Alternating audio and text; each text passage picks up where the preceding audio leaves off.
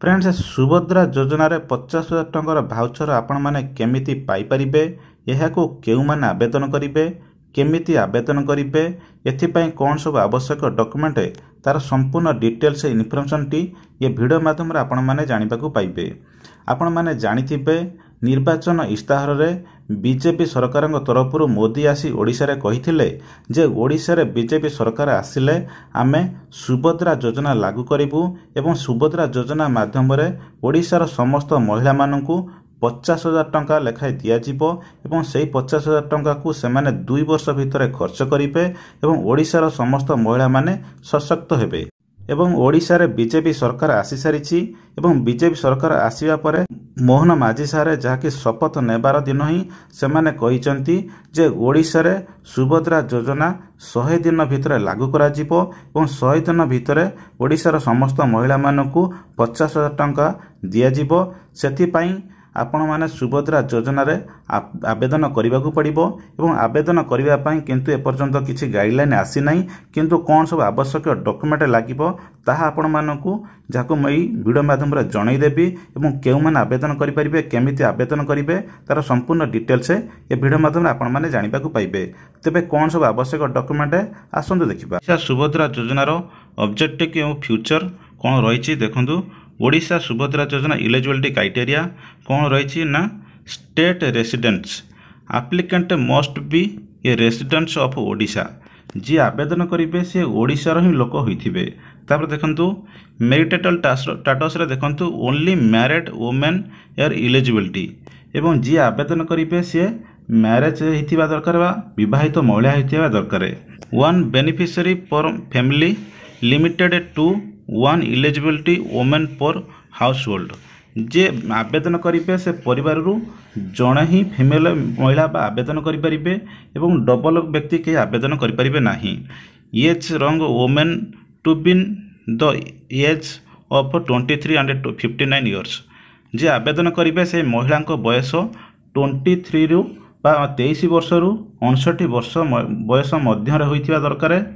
एवं से माने विवाहित होइथिबा दरकार एवं फैमिली मेंबर भितर जड़े ही महिला आवेदन करेंगे। आपड़ देखिपे तापर देखु एम्प्लॉयमेंट स्टेटस रे देखु beneficiary should to no be employ any government sector आपण माने जदि के गवर्नमेंट रो जॉब करुथिबे ताहले से व्यक्ति महिला माने के आवेदन करेंगे नहीं। तापर देखु सस्पेक्ट बेनिफिट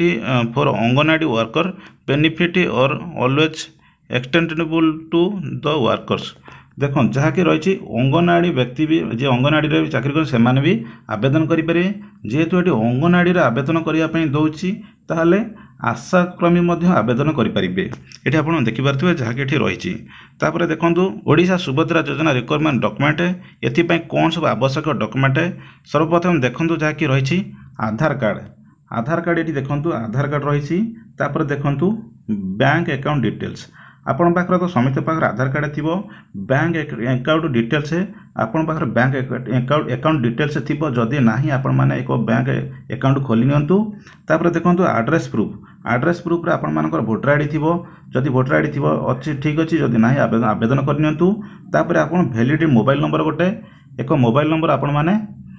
देइथिबे जहाँ मोबाइल आपण पाखर थिबो। तापर देखंतु पास साइज फोटो जदि आपण पाखर अच्छी ठीक अच्छी ना आपण माने उठे नेबे संगे संगे।